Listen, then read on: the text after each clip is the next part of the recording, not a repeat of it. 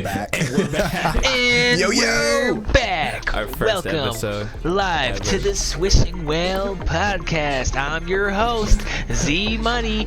We got JB over here with the swag. Swag alert. Word. We got ANF over here looking like fucking cyberpunk genius, motherfucking keyboard master wizard. You can't tell from this angle. Can't tell, but it's happening. It's alright, we'll have a different angle in the future. I could just set up that camera too, but it's a lot of work. Shout out to my Rick and Morty fans. That was a Rick and Morty reference. Good cover. Boy, they love a dub. Wow. Am I right? I can do a pretty good Morty impression. Oh, Rick. Is that good? Rick. I don't know if we had a good enough sample size. Yeah, the two words that you said sounded just like him. Rick. I don't know about this one. I can't do it. You tried it. I could try to do Rick. Wait, Morty. Morty. Get over here, Morty. I guess I'm gonna tell you, Morty. Fuck you, Morty. Alright, that's it. That was pretty good.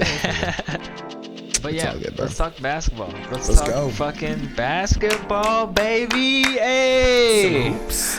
I just crossed balls. another person over and told them guard up. Guard up. That's a song. Go look it up. It's by Find it. Pooh Shiesty. Wait, what's his name? Yeah, you got it. Yeah, gang. Guard up, fool. Yeah, basketball, LaMelo Ball, as always. Man, I swear, Ballin'. if you didn't know that this man was gonna ball out hard as fuck, then you just don't know basketball, son. I knew he was going to ball, but This this man is surprising. living up to his last name. For real. Yeah, Ball yeah. is life. Yeesh. I just, I knew he could ball, but, think of the hype behind the Ball brothers. Lonzo, he can ball, but he couldn't Dog. live up to his hype. He just LaMelo did. is. Let's talk about that for a second. Okay. That just solidified it right there. No. Hold Okay, up. Hold up. alright. I watched the whole thing unfold, okay? Okay. Let me describe to you folks at home what happened. Today is Tuesday, the 9th. They're playing right now. Picture Lonzo versus at the Pelicans. top of the key, right? Top of the key. He just got the ball. Pump fake 3. Uh-oh. Okay, now somebody's on D. Who is that? Oh shit, that's John fucking Wall on defense against Lonzo, and he's D'd up. His legs are spread out. He's in the like you can't fucking get past me, bitch, little boy, little man. You ain't fucking moving past me. And Lonzo's like, oh okay. What should I do here? aggressive. Oh, swag to the left, fucking beats John Wall to the basket. And that's not all, folks. After that sequence, this man, Wall is heated. And I'm a Wall fan, but Wall is heated. He's like, nah, fuck that. He gets the ball. He goes in the post. He tries to post up LaMelo. I'm sorry, Lonzo. Yeah, LaMelo Doesn't even work. Play. Don't bring LaMelo into I'm this. sorry. The L's and shit, man. Too many. But yeah. But yo, it doesn't work. Lonzo contests that shit. John Wall bricks it with a reverse layup, and that just solidified it right there, man. Like I knew Lonzo was getting better and is like showing signs of greatness, but like, bro, he just beat John Wall to the. He did. But I think everyone knew Lonzo was a really good defensive guard. Offensive though. I mean, he scores 17 points a game. Yeah. But he doesn't regularly beat niggas like John Wall at their own game. Gotta give it to him. He does Gotta not give do it to that. him. He does not do that He at all. He does little nice passes and Yeah. he hits That's shots, true. but he doesn't. Now he's beating niggas to the hole. I mean, he's not LaMelo though. Right. Let's just say that. This man got 24 points. 24 points. 7 of them were threes. Yeah. 7 threes. 21 points, and the rest he only had. I mean, This he is only Lonzo's had third year. Yes. Third Third or- Lonzo? Yeah, Yes. third or fourth, second. No, he came in the year before Zion. No, it's his fourth year. Because he was a senior when dude was freshman. Oh yeah. 2 years at the Lakers. This is his second year at the Pelicans. So he's he had was 4 there for 2 years years. to try to grow, and LaMelo's already doing it at his first year. That's crazy. It's crazy. Yeah. In Yeah. his first few games. Yeah. LaMelo's Like, going to you be just rookie of saw the year. him grow, like right before your Oh, yeah. eyes. Right before your eyes. There was no growth. He's like been consistent his first the game, whole time. His first game though, 0 points. Right, yeah. There has I bet been, all the haters were like, It's like "Oh, he finding fucking his way in the NBA. sucks. He fucking sucks." finding I his don't way think in that the was a NBA. problem though, because he did get a fair amount of assists. He was still working, and Yeah. he came off the bench. This was his first start. I'm just saying, that's what the haters were probably saying. Sucks. He got 0 points, just like his brother did his first game. Bust. Yeah, Yeah. I mean, it's But- exciting to have the quick overreact hype Yeah. take. Yeah, yeah. But I mean, that's how it could have been. This man's just a baller. Oh yeah, LaMelo's just been doing his thing. I think that Charlotte was real lucky when they got him, because they ain't going nowhere no time soon. So Whoever didn't draft this man first or second, they don't know basketball. They don't know basketball. No, that's not necessarily true. I don't know. That's not I necessarily don't true. know. This man It's is a probably baller. because- no, but we don't know the politics of what goes on Right. behind the scenes. It's a Michael lot. Jordan. Michael Jordan was like, Oh, I'm about to get Yeah, LaMelo. he straight up was like, I'm like getting LaMelo. okay. MJ. It's like, all right, let's give it to Mike, otherwise he'll fucking get mad as fuck. His team has been sucking for I don't know how long. So he's like, give bro, me I'm the getting star." this nigga. Like, I'm getting dude. I have to. Even though I think I bet somebody was like, well, Michael, we'll see. And he was just like, he gave him the look, and then they're like, just kidding. oh, okay, James Michael. Wiseman it is. Yeah. It's like, all right.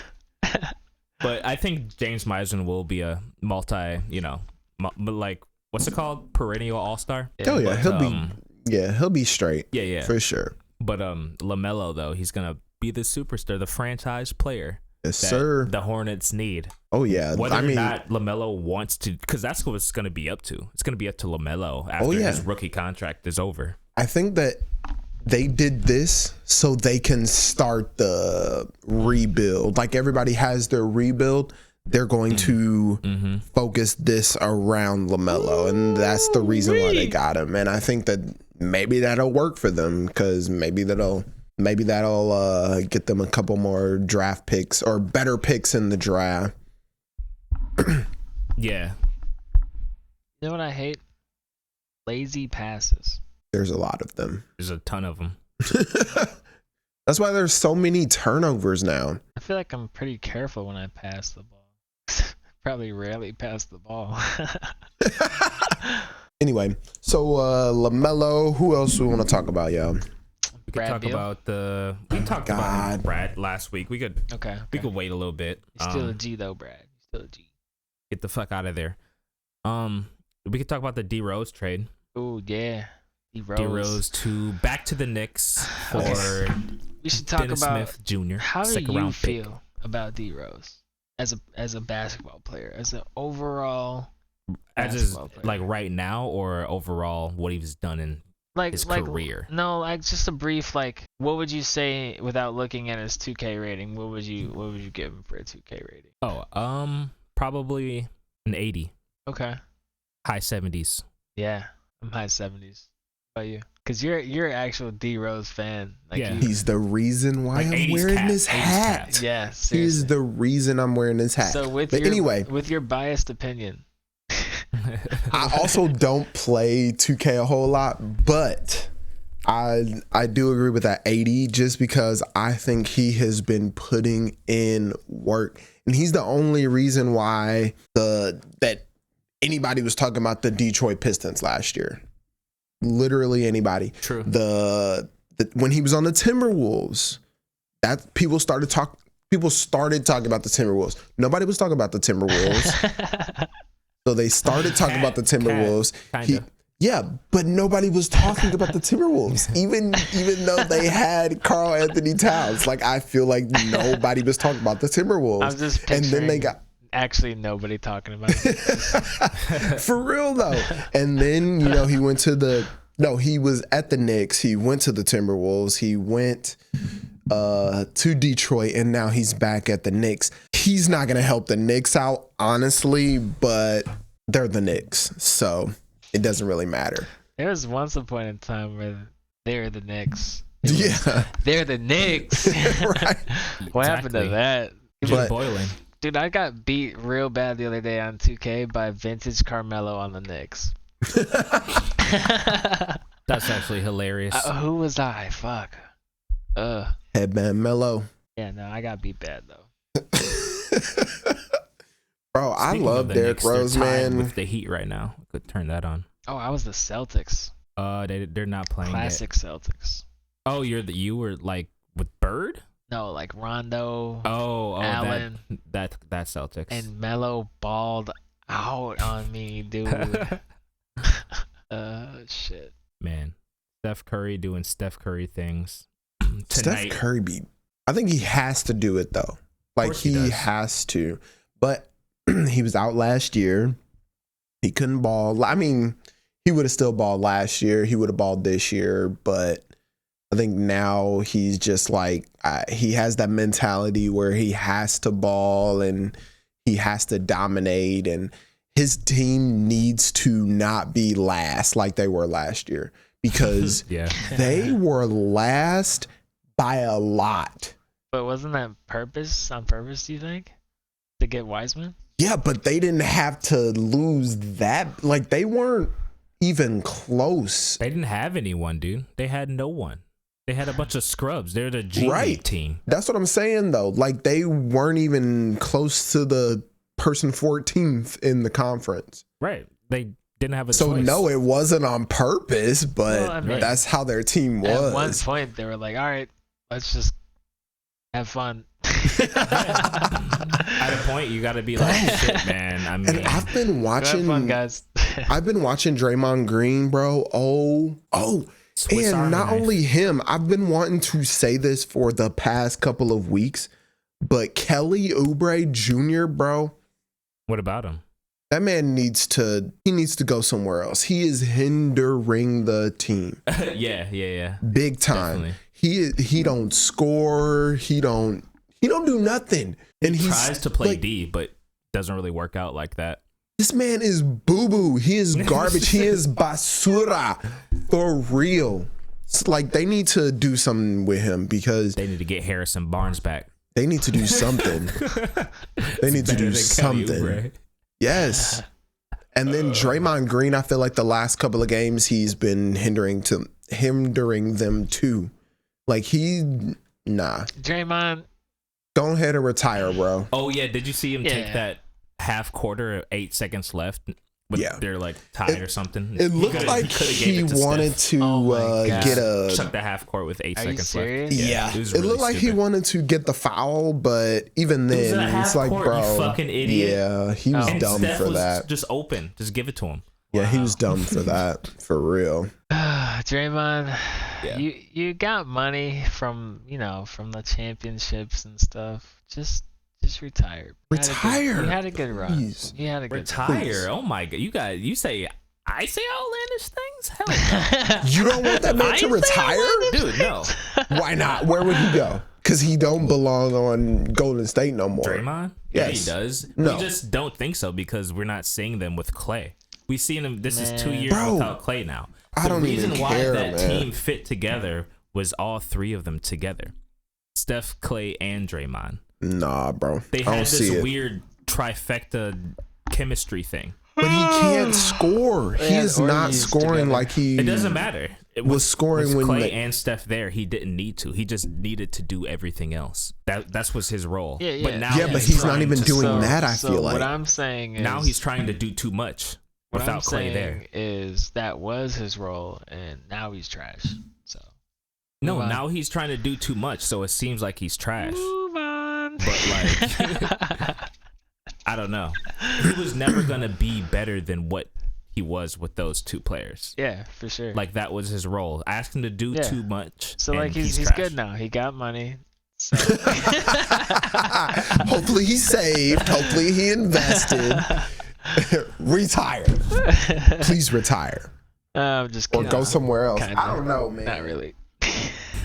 I don't know. I just if the Bucks got him, then you guys be like, oh my God, bro. Draymond's the best. Nope. Yeah. He'd be way better than Bobby Portis.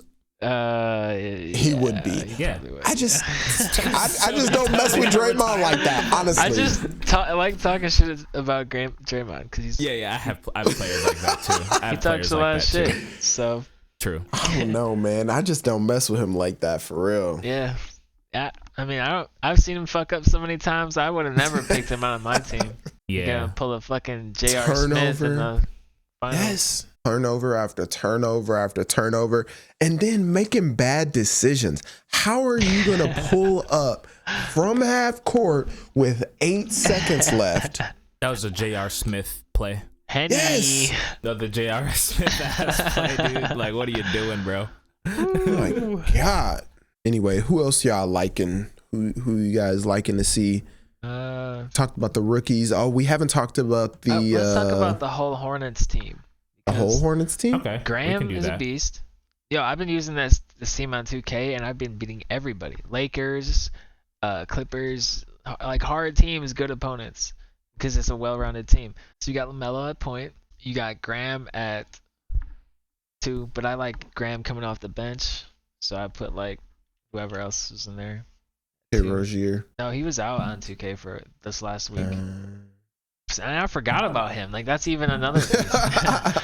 Terry Rozier, Cody Zeller is underrated. Gordon Hayward. Yeah, I was gonna talk about him. Gordon Hayward is looking really good this year. Bismack Biyombo. I take it back. Yes, I'm Biyombo sorry. is such a good backup to have. Yeah, Gordon Hayward. I'm sorry, Gordon Hayward. You're balling. You got your money, bro. Yeah. You got your money. Perfect for this Hornets team. Oh yeah, perfect.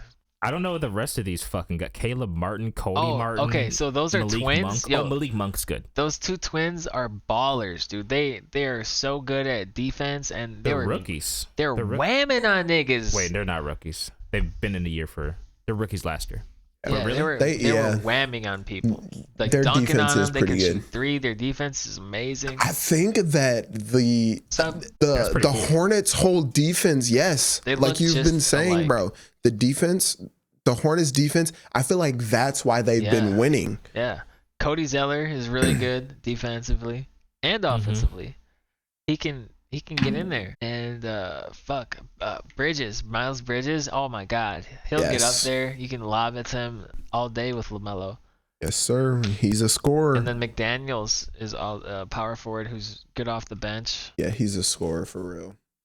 Yeah, that whole team is stacked. Low key stacked. Jordan knows what the fuck he's doing, bro. Got 2 twins who look exactly alike and can ball out.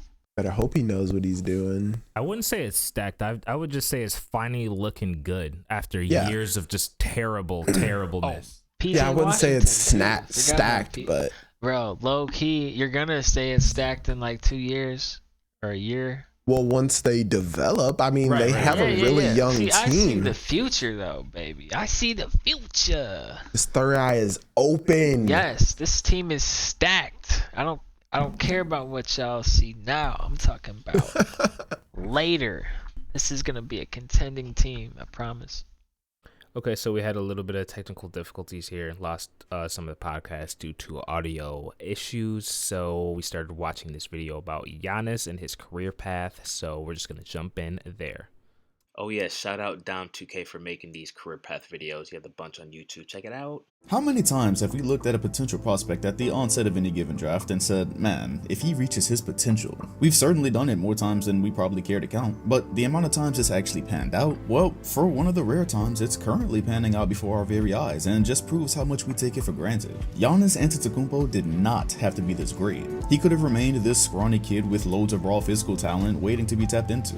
He could have disappeared within 2 years and nobody would have noticed. Yet, 2 MVPs and a Defensive Player of the Year award later, we're talking about when his first championship is coming, and critics are starting to get restless. The 2013 NBA draft was not one that seemed to have a clear answer to many teams' problems, and that much was confirmed when the Cavaliers, to the surprise of many, chose Anthony Bennett first overall. Typically, if you're a bad team in the business of drafting with a high pick, you're not looking for a project that may or may not work out in 5 or so years. That being said, it was no surprise when a skinny kid from a foreign country went 15th overall to the Milwaukee Bucks. Bucks. It was the perfect situation for a talent that needed the time he did though. No spotlight, no expectations, just a total rebuilding situation that nobody expected to hear from anytime soon. Meanwhile, with the selection, they unknowingly already had their all-star core for years to come, having acquired Chris Middleton the season prior. All in due time though, as Giannis' rookie year would be nothing special as expected. The Bucks appropriately won 15 games while he averaged 7 points and 5 rebounds while playing the small forward position. That in of itself would set a trend for the confusing process of figuring out the best way to maximize his physical gifts. Would he mostly handle the ball? Would he put on weight and be best in the post? Further confusing the matter was how the game was changing throughout these years, featuring more and more big men that could shoot the ball so that hanging around the post simply wouldn't be enough. In any case, his sophomore year would be cause for excitement. His minutes would rise to 31 a game, and all of a sudden he was averaging 13 and 7 on nearly 50% from the field. The Bucks under new head coach Jason Kidd would also immediately improve to a 500 record, meaning all of the momentum was in the right place. Giannis himself wasn't dominating yet, but he was showing clear flashes, and this was fairly significant improvement in year 2 for a prospect that looked as if he could be lost in the shuffle as just another what if. Another sign of hope was Milwaukee not only making the playoffs, but winning 2 games against the Chicago Bulls, which was more than anybody could have expected of a team that had just recently been tanking.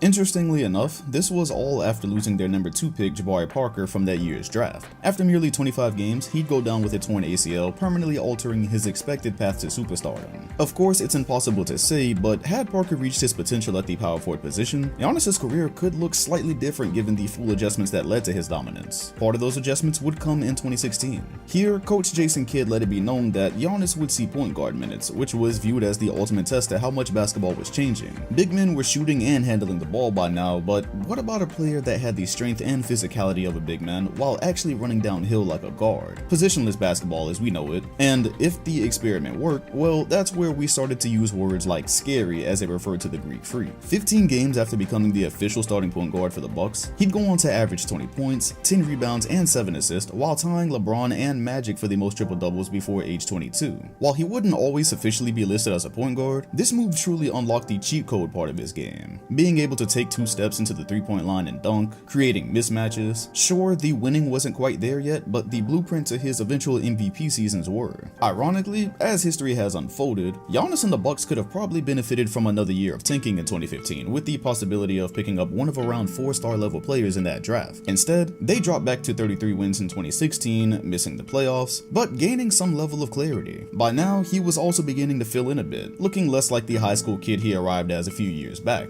Also, he and Chris Middleton for the first time would become the leading scorers of the Bucks, while Giannis was now up to 17 and 8 for the season, establishing the clear trend that he was in fact progressing towards his potential, especially given the realization of his guard abilities. They liked these so much so, in fact, in that year's lottery, they chose Thon Maker, another extremely raw prospect with the tools to become a monster. The thought process then was that if they could unlock both he and Giannis, they'd have the prototype for the NBA's next unstoppable team. Ironically, their more important pick would come in the second round as guard Malcolm Brogdon. By 2017, it was less important which position Giannis was playing as his skill set and growth were well understood. He'd improved every single year of his career and still had quite a while to go. This was around the time you'd see fans pondering his impending takeover and the birth of the if he could shoot tag that still follows him today. With averages of 23 points, 9 rebounds, and 6 assists, he was now officially an all-star for the first time, had plenty of room to grow, and was merely 22 years of age.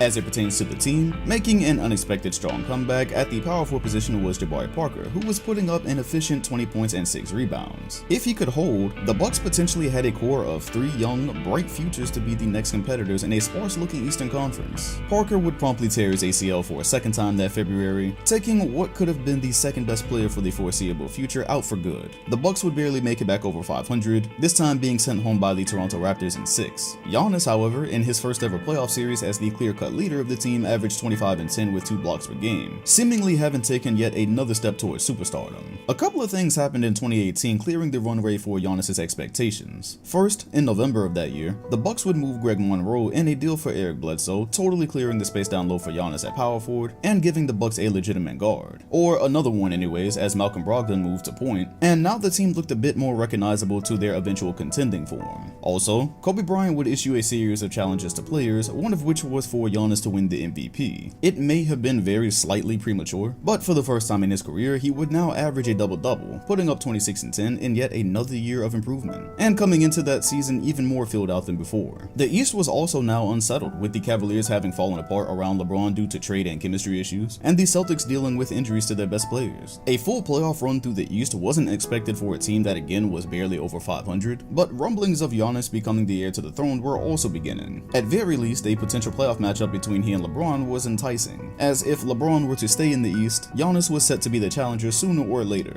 Jason Kidd had also been fired midway through the season, opening up a coaching vacancy that would soon be filled with questions even to this day. 2018 again was not the year though. The Bucks were matched up with the Celtics team missing its two best players in the first round, and if there were ever a time for Milwaukee to make a mark, it was there. That was also around the time the world found out that the Celtics were much deeper than their two best guys, as Boston would advance in 7, leaving much to be desired on the Bucks side. When exactly was the jump coming? Giannis could improve every year, the core was taking shape, but the Bucks as a whole had really only seen marginal improvements, and had made next to no noise as a legitimate player in the Eastern Conference. Giannis was only 23, but if we were talking about him being the heir to the throne, LeBron had done far more in his first few years in Cleveland, making them a contender. How could the two be compared? Luckily enough, just around the time these questions were starting to arise, the oven was apparently done cooking. The Bucks would sign shooting big man and defensive stalwart Brook Lopez to give them size while still keeping space. Throughout the season, they would also pick up George Hill and another floor spacer in Nikola Mirotic. There was now essentially a defensive-minded team with a big man in Giannis that controlled the ball, almost totally surrounded by shooters. That would be fairly difficult for most teams to stop. Fortunately for Toronto, who'd been pretending for a few years by now, they'd made the decision to acquire a defensive specialist and two-way superstar Kawhi Leonard. The Sixers were well into their process, furthering it by acquiring two more all-star level players in Jimmy Butler and Tobias Harris, and the Celtics were getting their two best players back on top of a roster that came within a single win of the NBA Finals. LeBron James in the Eastern Conference was also no more. The crown was finally open for the taking, with no clear winner or team with a significant advantage. It was as good a time as any for Giannis to take his last jump, where he was now an official superstar. 27 points, 13 rebounds, 6 assists, and nearly 60% from the field. It was a season where he put together stretches that often invoked the name of Wilt Chamberlain. And finally, with that, his team was following along too. The roster construction around a demigod that had unlocked the best parts of his game led to the Bucks being 4th in offensive rating and 1st in defensive rating. Yet there was one glaring part of his game that hadn't progressed quite enough, and that was shooting. Or to be even broader, his offensive bag as a whole. Giannis's guard-like talent at nearly 7 feet tall allowed him to take advantage of defenses all season long. He could get into the paint at will, simply raise his arm, and finish over even the best of rim protectors. But when it came to diversifying his offense, there was still much to be desired. 2019 was the season that caused people to forget that at the end of the day, he was a big man, even though we'd seen charts comparing his finishing ability around the rim to Shaq's. However, could a big man that still shot the ball every bit as poorly as a big man truly carry an offense to a championship, playing the way he played anyways? Well, he could certainly help them get to 60 wins, which was the most wins the franchise had seen in a season since 1981, and the first time they were truly contending in even longer. He was quite easily awarded the MVP, and with it, the expectations that he'd be crowned the new king of the Eastern Conference. The Bucks would breeze by the first 2 rounds, sweeping Detroit, then gentlemen sweeping a Celtics team that had come undone long before the playoffs had ever begun. Yet, game 1 of that series did highlight the potential for problems down the road. The Celtics defense was able to shrink the floor on Giannis, causing him to shoot poorly as his team failed to knock down shots. It wasn't seen as sustainable for Boston's defense, but if a squad with the proper defenders to recover the shooters could do something similar, the Bucks strategy would, no pun intended, hit a wall. That's exactly what happened in the conference finals against Toronto. Not only did they have perhaps the league's best defender and two-way player in Kawhi, the roster was perfectly built to shut Milwaukee out. After winning the first 2 home games, Giannis would struggle to produce his regular season results, and they'd disappointingly be disposed of in 6. Kawhi Leonard had pretty forcibly taken the crown of the Eastern Conference, for the time being at least. Giannis had completed Kobe's challenge of MVP, but next on the list was championship. And looking back, a title the first time around seemed just a bit too good to be true. Here was a guy in his first true season of superstardom who'd not yet fallen short of any expectation. It would have been a sight to see him strike gold on his first attempt. In any case, the pressure would be even higher in 2020. He'd improved every season of his career, and he couldn't snap that trend now that his weakness had been exposed in the playoffs. Furthermore, the Warriors' juggernaut had fallen apart, meaning contenders no longer had an excuse not to win at all. There was a very clear problem from the start though. The Bucks came back with virtually the same roster they had when they'd lost. Same pieces, same coach that had caught flack for his lack of adjustments, and the same superstar with the same issues. Dominant in the regular season, with a glaring hole in his game that could be used against him in the playoffs. So truly, anybody could have seen the way that season was going to end. They were on a 70-win pace for much of the start. Giannis had again improved his numbers and was well on his way to another MVP, but one needed to look no further than their performances against the Miami Heat to see where it was all going. Miami was perfectly constructed to deal with Milwaukee's offensive game plan. Great team defense, great rotations, and a big and Bam Adebayo that had both the strength and speed to stay in front of Giannis. There was no way possible the Bucks would beat them in a series without him expanding his game. This was something James Harden alluded to in an interview that year, telling Rachel Nichols he would have loved to have just been able to be 7 feet tall while running and jumping, but instead he needed to have skill. Was implying that Giannis was unskilled totally fair?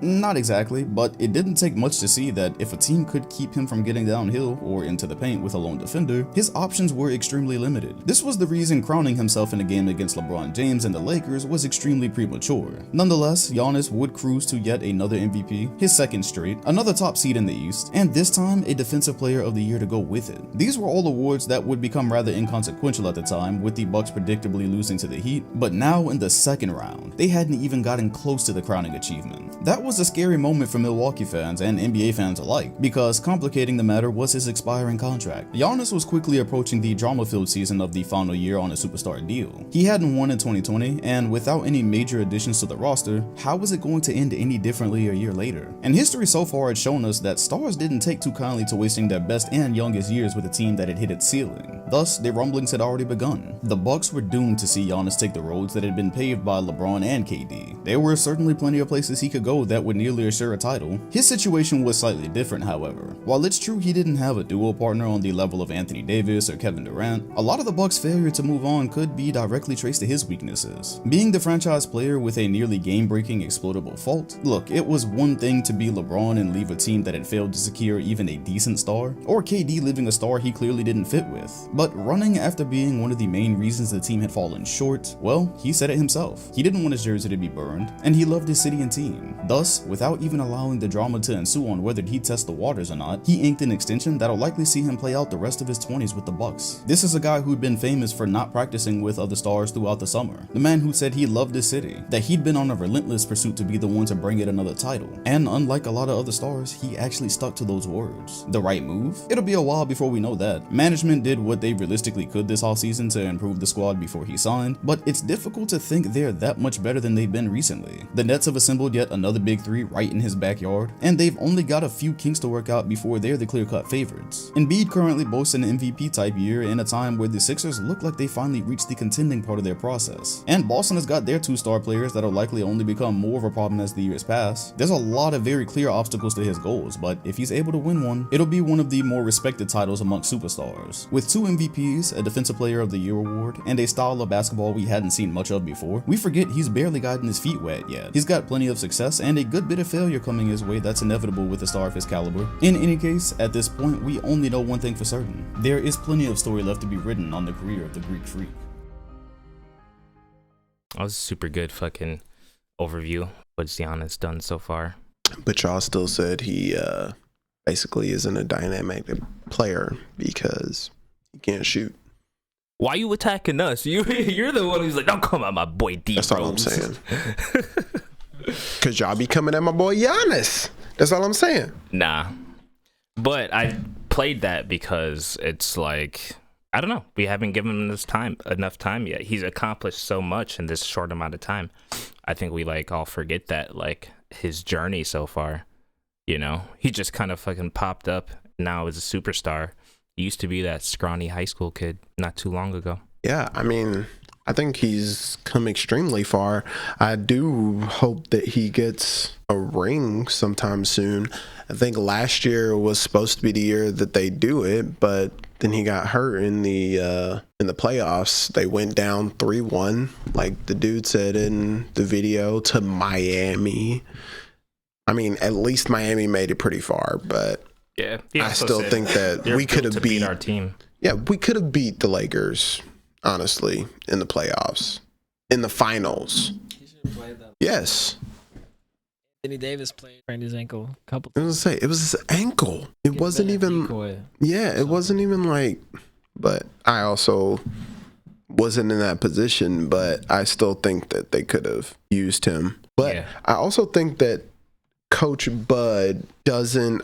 I think that maybe it's that he doesn't like to take risks. But I think that his coaching style needs to be, I don't know, a little bit better. I don't really love the decisions that he makes all the time. Me neither.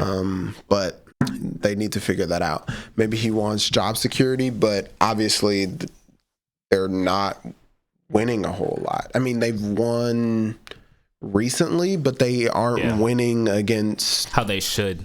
How they're expected. They're not winning against the Nets. They're not winning against the Lakers. They're not winning against, I don't think they played the Clippers too many times, but they need to win games that are harder games. And then they're out here losing against the Knicks, the Pelicans, teams that they should be winning against. I also don't think that they should. Yes, they do. I also don't think they should have traded Malcolm Brogdon, but that was probably the biggest mistake they made. Oh yeah, in the past. Well, this time frame was Giannis's rise. Yep, that's probably the biggest mistake they made. Because everything else was pretty good. Even trading for Eric Bledsoe, we got rid of Greg Monroe in that trade, so that was perfect. Fuck Greg Monroe. Yeah, I don't think he's playing in the league anymore. Yeah, I haven't heard from him in a long time. But yeah, he's definitely better than DiVincenzo. He's better than. I feel like he would have been a better fit than even Eric Bledsoe was on the team, for sure. I don't know. Yeah, I don't know. Just didn't see much in him. But should we talk about other stuff than basketball? Doge to the moon. I'm really going to talk about some crypto. I've been doing a bunch of research lately. I'm kind of getting to the point where I gotta. Oh yeah, you're not saying anything. Yeah, we gotta skedaddle. When you don't say anything, you're like, okay, I'm done. All right, let's do it. Let's wrap it up, pussy. Okay, bye guys. Wishing well. Peace. All in.